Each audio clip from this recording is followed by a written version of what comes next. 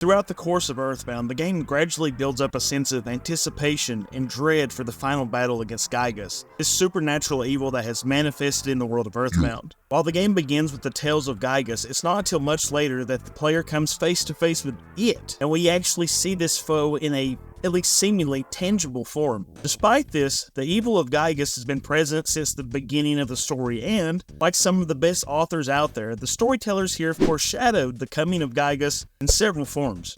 Here are a few ways that the game foreshadows the overwhelming power of this malevolent force. The Manny statue. The Manny statue is a recurring motif in Earthbound that is associated with Gygus. In the beginning of the game, on the way to the asteroid, you can see your neighbor, Liar Exaggerate, standing at his door, minding what all the fuss is about. And he asks Ness to drop by and take a look at the thing that he has unearthed beneath his home. The statue is later bought by Carpainter, the leader of the Happy Happy cult in Happy Happy Village. After that, the statue is later stolen by Mr. Everdread from Evergreen Park, as he seems controlled by something, likely the statue, and has been influenced by the evil of the statue. I'm insane with anger! Beyond that, it is later stolen by Monotoli and Forside, who it also seemed to possess. And then finally, later, it ends up in a cafe in Forside where you finally defeat it. As the player progresses through the game, they encounter the statue in these various locations, each time with more ominous implications. First, it's causing Liar Exaggerate to kind of lie and exaggerate, and it's causing him to act a little suspicious, a little out of the ordinary. He acts suspicious and a bit secretive about his find and intends to make lots of money from it. Let me know, too, that this was underground, kind of close to Pokey's house, and if you remember, Pokey's family was kind of weird. Maybe the unearthed Manny statue was influencing that family, too. I mean, that's maybe the proximity of that statue was screwing with him a little bit.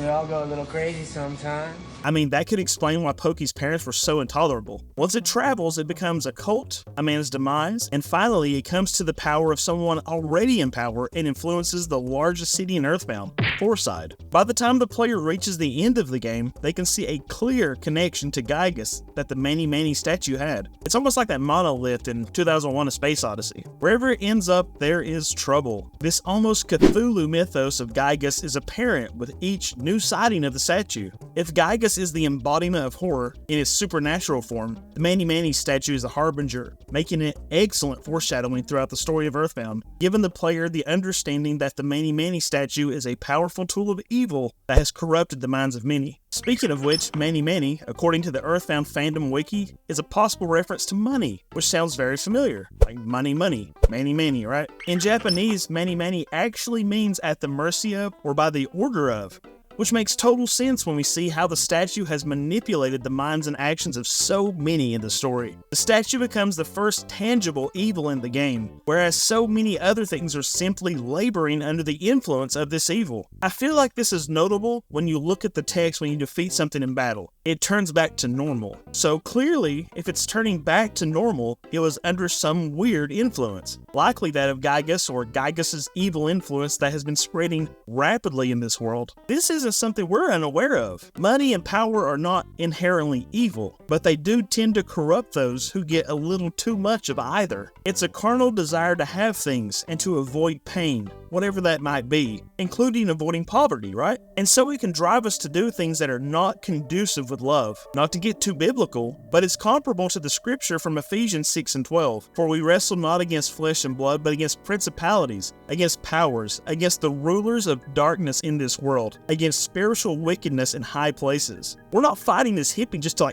beat him up. Our intentions for good are clashing with his intentions for bad, and there has to be a bit of a reckoning. Unfortunately for the hippie, this comes at the end of a baseball bat. Back to it. And when these enemies come to their senses, they return to normal. That's wild to think about, right? This, of course, foreshadows the clash of good and evil that the player must eventually face when the heroes stand in unity against Gygus. The alien invasion is actually another form of foreshadowing in the story. Early in the game, the player learns that aliens are invading Earth. While it might seem like a separate plot point, it is eventually revealed that the aliens are in league with Gygus and are helping to prepare the way for his arrival. Kind of like another harbinger, right? This establishes that there is something outside the normal bounds of this world. It wouldn't be good writing, as an example, if it was just about kids growing up and then suddenly aliens and monsters. That's not good writing. Particularly if they just show up in the end of the game for no reason. Then what's all the story for? Like, what was the point of all that? I'm looking at you, It.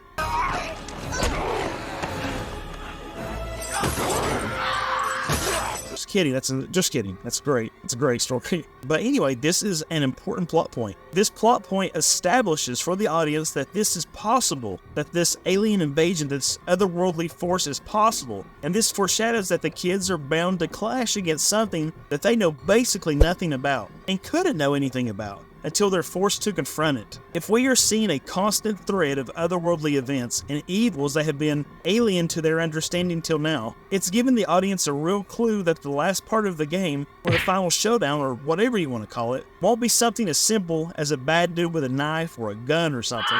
We're talking total sensory overload and incomprehensible evil. You know, the more I think about it, the more it makes sense in the end too, that the prayer is the only option. It wouldn't truly be incomprehensible if they actually understood it. But the player finds themselves in a situation that they cannot win without the help of others. For all the culmination of bad influence in the world, the players need those good influences as well. While this comes in the form of family and friends praying for the heroes, it's not that much different than the forces of good in the world that they encountered along the way. Like the old lady at the drugstore that sold you baller weapons to beat up hippies and dogs with. While I jest a bit, I'm also intensely serious about this. The factions of good and evil in the world both work to foreshadow the final battle in the end. For every greedy manager, there is a band like the Runaway Five. For every evil shopping bag lady, there is a Mr. Saturn in the world. While the evil in the end is beyond imagination, so is the support that the heroes are offered by the good in the world. And that's touching to think about.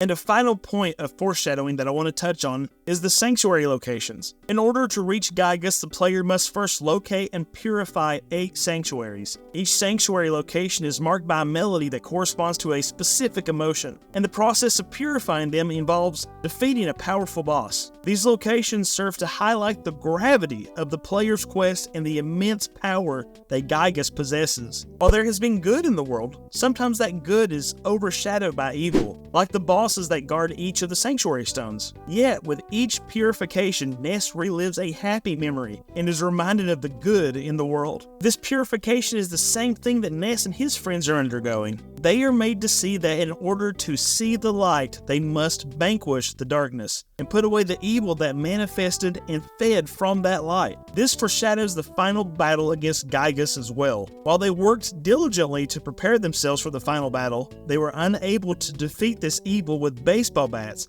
frying pans, swords, bottle rockets, and yo-yos. That's because it's not a physical evil. It's not something that is going to turn back into normal. Gygus, this evil manifestation, is beyond something corrupted. It is the corruption itself, and thus it can't be dealt with in the same way flesh can be dealt with. It's a spiritual battle that the kids could not prepare for with weapons and experience points, but it's a battle that they've been fighting from the beginning, from the first moment when Buzz lets Ness know about his journey. Ness could have chosen to stay home and say, "No, that's okay, I'm good. I'm not doing that." Ness could have sought revenge against Pokey's parents. Ness could have ratted Pokey out along the way at any point. Ness could have sulked in his room at his father's absence. Ness could have taken the offer to join the Sharks, the happy village cultist, or given in to any other form of greed, violence, or evil, but he persisted until the end. And that is the battle being fought in the end. Not of flesh and blood, but a battle of the spirit. And that is why the darkness, Gygus, could not comprehend it.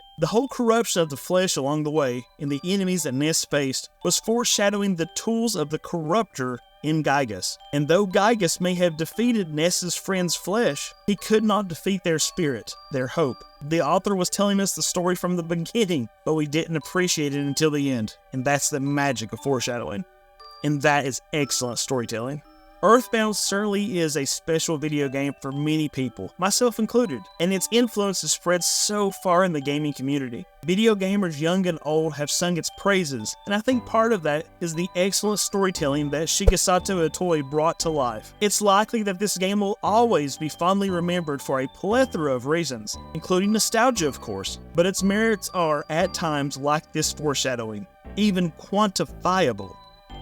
Thank you so much for watching my video. I appreciate you. If you enjoy RPG content, I encourage you to subscribe. I love talking about RPGs old and new, and I can't wait to hear from you in the comments or on other social media. I read every single comment that I get, and I certainly appreciate them because gaming discourse is important and we should continue.